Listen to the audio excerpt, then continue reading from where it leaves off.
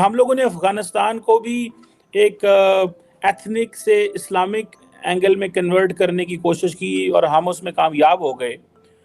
और हम ये चाहते थे कि दो बड़ी इस्लामिक स्टेट बन जाएं और हम दो मुसलमान स्टेट जो है ना इंडिया का मुकाबला जा कर लें कल को, जब ये इस्लामिक स्टेट बनेगी।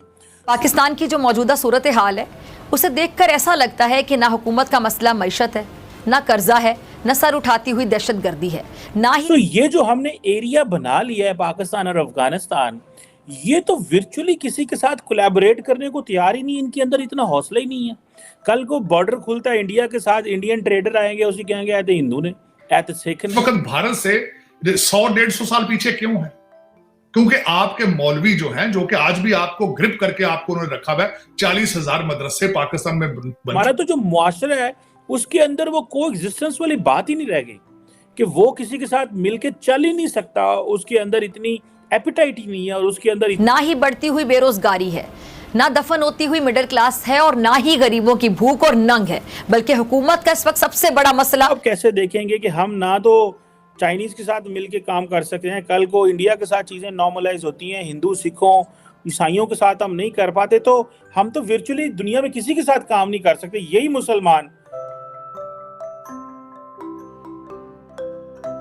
जय हिंद दोस्तों, welcome to know India time. दोस्तों, जैसे कि आपने क्लिप में देखा कि पाक मीडिया डिस्कशन कर रहा है कि हमने तो सोचा अफगानिस्तान को हमारे साथ मिला के दोनों इस्लामिक मुल्क इंडिया के ऊपर हमला कर देंगे, लेकिन हुआ इसका उलट कि आप अफगानिस्तान हमारे ऊपर अटैक कर रहा है और हालत ये आ गया कि हमारा और अफगानिस्तान का जंग होने वाला है। लगता है हमने तो सोचा था दिल्ली को फतह करेंगे और इंडिया देखो कितना तरक्की कर रहा है और हमारे यहाँ 40,000 मदरसे हमारे तरक्की को रोक दिया पूरा का पूरा। हम तो दूसरे देश के साथ बिजनेस भी नहीं कर पा रहे। दोस्तों, आइए पाक मीडिया का और आगे का चर्चा सुनते हैं। अगर वीडियो अच्छा लगे तो like, comment, share and subscribe कर देना प्लीज।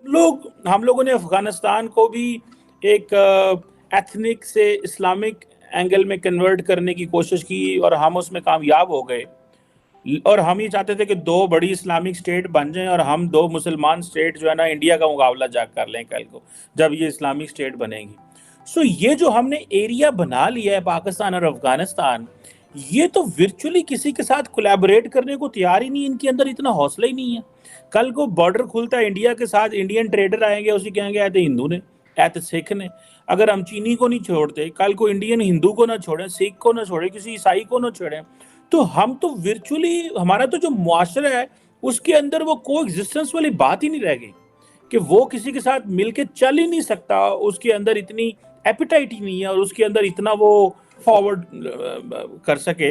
आपको क्या लगता है, इसको आप कैसे देखेंगे कि हम देखें? ये बड़ा एक क्रिटिकल किस्म का जो है ना फेस और एक क्रिटिकल किस्म की बात है। देखें, कभी कभी जब हम बात करते हैं ना इंडिया के साथ ट्रेड और इन्वेस्टमेंट की, तो इंडियन साइड से हमें बेशुमार किस्म के मैसेजेस आपने देखे होंगे अपनी यूट्यूब पे आते हैं कि जी हमने जो है वो कोई ट्रेड और इन्वेस्टमेंट पाकिस्तान से नहीं करनी, we don't want to do anything with Pakistan. और उसका वो आर्गुमेंट ये देते हैं कि पाकिस्तानी सोसाइटी इस कदर इनटॉलरेंट सोसाइटी है कि हम उसके साथ कोई ताल्लुक ही नहीं रखना चाहते। जी हमें क्या जरूरत है कि हम एक मुसीबत जो है अपने गले में डालें। ये आपने देखे होंगे कितने व्यूअर्स जो हैं वो इस तरह का, और बाज तो बिल्कुल पूरे तरीके से नाराज होते हैं कि आप पीस की बात कैसे करते हैं। पीस की बात तो पीसफुल लोगों से होती है।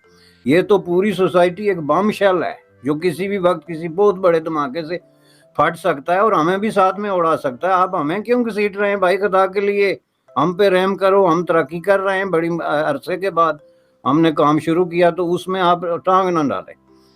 ये चीज़ क्या किस चीज़ की दलालत करती है कि पाकिस्तानी सोसाइटी में इनटॉलरेंस जो है वो बहुत ज़्यादा है। अगर मैं अपने तौर पे इसको मैंने 2-3 दफ़ा कंपेयर किया दुनिया की बड़ी बड़ी जो सोसाइटीज़ जिनके अंदर इस वक्त कॉन्फ्लिक्ट चल रहे हैं, मसलन फॉर एग्जाम्पल पैलेस्टाइन के अंदर इनटॉलरेंस इतनी नहीं है जितनी पाकिस्तान में है। With in the society I am telling you, Palestinian का प्रॉब्लम क्या है कि उनका सारा मामला फोकस जो है वो इजराइल है, तो अपने अंदर उनके अंदर उस तरह का कॉन्फ्लिक्ट नहीं चल रहा जितना पाकिस्तान में चल रहा है। पाकिस्तान में आप इस वक्त देखें तो ये जगह जगह आपको जो तसादम की कैफियत नजर आती है, लीडर वर्सेस लीडर, जज वर्सेस जज, फौजी वर्सेस फौजी।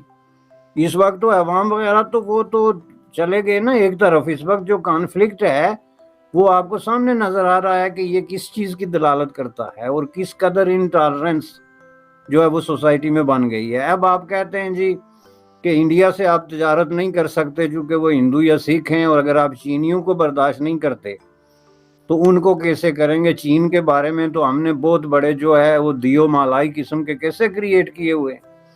हमने तो कहा हुआ है कि चीन एक ऐसा जिन है जिसने हमें एक बहुत बड़ी खौफनाक मखलूक से बचाया हुआ है। इस दुनिया, ये सारी दुनिया हमें निगलने के लिए मुंह खोले खड़ी है और चीन उसके रास्ते में दीवार बना हुआ है। फिर भी हम चीनियों को जो है वो कत्ल करने के दर पे हैं। जहाँ कोई चीनी हमें नजर आ जाए तो उससे आप तजारत नहीं कर सकते। तो अफगानिस्तान के साथ तो आपने सीधा सीधा, अब पिछले दिनों ये डिस्कशन हो रही थी कि उसके साथ जंग की जाए।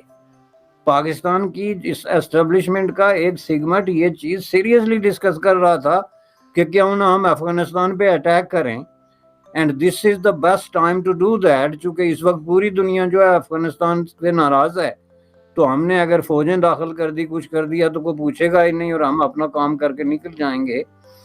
तो इसलिए अफगानिस्तान के साथ मिलके इंडिया के खिलाफ कोई महाज बनाने का जो ख्वाब था, अगर था भी, मेरा ख्याल इसके बरक्स है। मैं ये समझता हूँ कि पाकिस्तान में कुछ ऐसी इडियाटिक किस्म के लोगों के पास ताकत आ गई थी जो ये समझते थे कि हम अफगानिस्तान को बाकायदा फतह करके अपना 5वां सूबा बना सकते हैं। ये मैं आपको बता दूं, और ये चीजें मैंने उनके मुंह से सुनी है।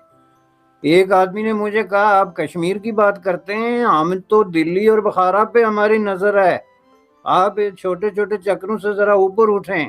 And he was one of the top decision maker in Pakistani dispensation at that point of time. I'm talking about 96 or something.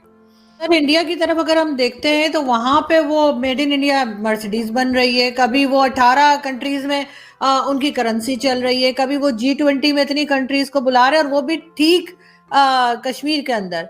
और हम जो है गज़वाए हिंद में है, या फिर आटे की लाइन खत्म हो गई है। वैसे ये भी खबर चल रही है कि आटा मिलना बंद हो गया। मैं जाती तौर पे पूछे, मैं भारत की हिस्ट्री को बड़ा 1947, मैं तो खैर बहुत पुरानी पढ़ता हूं क्योंकि मैं पढ़ रहा हूं, बड़ा शौक है मुझे हिस्ट्री का, पॉलिटिकल साइंस का।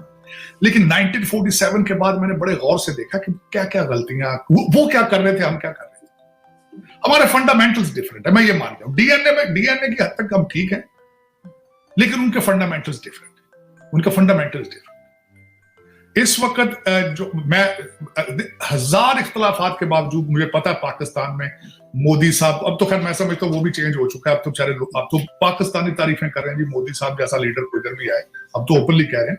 बहुत पहले नफरत थी उनकी बातों पे, चीजों पे, लेकिन भारत के लिए मोदी साहब ने जो कुछ किया, मेरा ख्याल है आज तक कोई पिछला लीडर नहीं कर सका, इसमें कोई शक नहीं।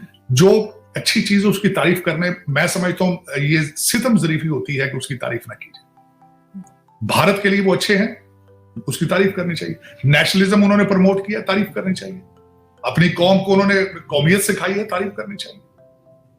और उसमें आके मैं ये खासकर बात ये करना चाहूंगा, 2-3 चीजें हैं जिनकी वजह से इस वक्त भारत तरक्की हो रहा है। एक तो उनका system of education, no competition.